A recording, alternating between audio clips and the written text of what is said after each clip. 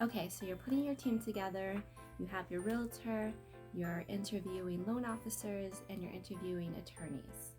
Let's move on to the next step and start talking about the pre-approval, why it's important. There's two different terms that usually get mixed up, and that's the pre-qualification and the pre-approval. So let's break down the difference and why you really want to get a pre-approval to move forward.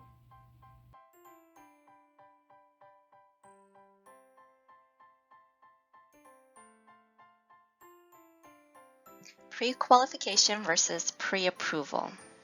Okay, so let's start with the pre-qualification phase, and what does that mean? Generally, a pre-qualification is more of a conversation that you'll have with a lender over the phone, online, or in person. You'll be able to talk or describe what your credit is like, your debt is like, your income, and what other assets you might hold, so that the lender can then give you, an estimate of how much you may be able to borrow.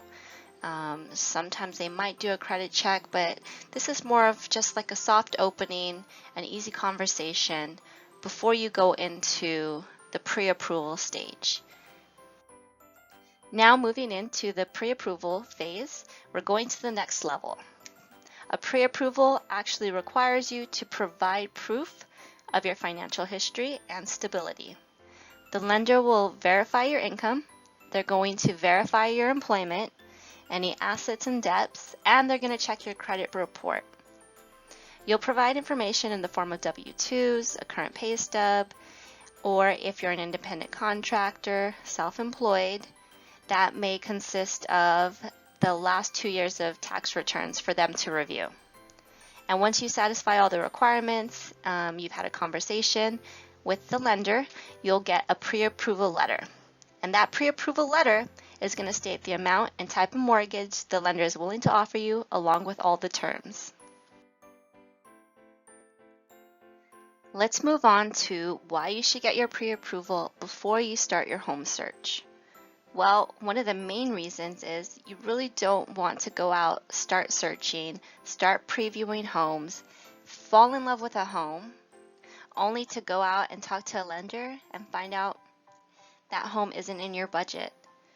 During the pre-approval process, you'll also be able to have a conversation with your lender and find out what your monthly payments may look like.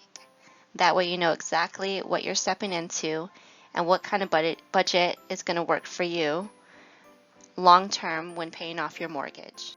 One of the biggest perks about having your pre-approval is when you're ready to submit an offer and you can provide that proof of funds, your pre-approval, along with your offer, and you come across to that seller as a serious buyer.